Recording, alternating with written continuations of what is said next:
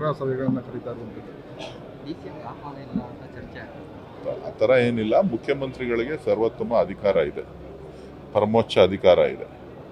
ಶಾಸಕರ ಸಮಸ್ಯೆಗಳನ್ನು ಆಲಿಸಬೇಕು ಅಂತಕ್ಕಂಥದ್ದು ಮೊದಲಿಂದನೂ ನಡ್ಸ್ಕೊಂಡು ಬಂದಿದ್ದಾರೆ. ಈಗ ಪ್ರತ್ಯೇಕವಾಗಿ ಜಿಲ್ಲಾ ಮಂತ್ರಿಗಳ ಜೊತೆ ಸೇರಿ ಅವರವರ ಅಹವಾಲುಗಳನ್ನು ಕೇಳೋಂಥ ಕೆಲಸವನ್ನು ಮಾಡಿದ್ದಾರೆ. ಅದು ನಿರಂತರವಾಗಿ ನಡೀತಾ ಇರುತ್ತೆ.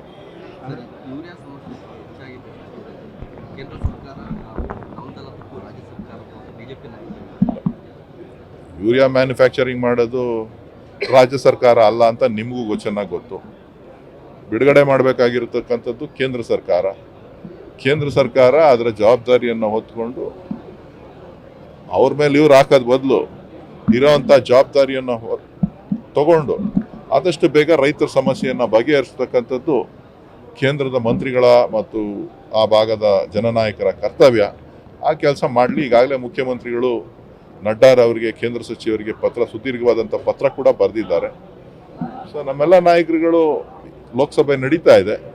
ಸೊ ಎಲ್ಲ ಮಂತ್ರಿಗಳು ಅಲ್ಲೇ ಸಿಗ್ತಾರೆ.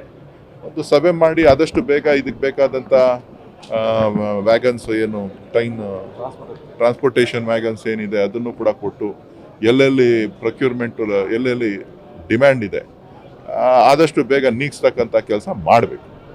ಸರ್, ಈ ಬೆಂಗಳೂರು ಗ್ರಾಮಾಂತರ ರಾಹುಲ್ ಗಾಂಧಿ ಅವರು ಕೂಡ ಹೇಳಿದರು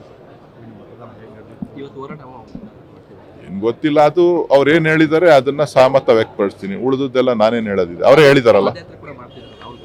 4ನೇ ತಾರೀಕು ಮತದಾರರ ಪಟ್ಟಿನಲ್ಲಿ ಆಗಿರ್ತಕ್ಕಂಥ ಲೋಪದೋಷಗಳೇನಿದೆ ಅದರ ಬಗ್ಗೆ ಬೆಂಗಳೂರಿನಲ್ಲಿ ಒಂದು ಪ್ರತಿಭಟನಾ ರ್ಯಾಲಿಯನ್ನು ರಾಹುಲ್ ಗಾಂಧಿ ಅವರ ನೇತೃತ್ವದಲ್ಲಿ, AICC ಅಧ್ಯಕ್ಷ ನೇತೃತ್ವದಲ್ಲಿ ಹಮ್ಮಿಕೊಂಡಿದ್ದೇವೆ.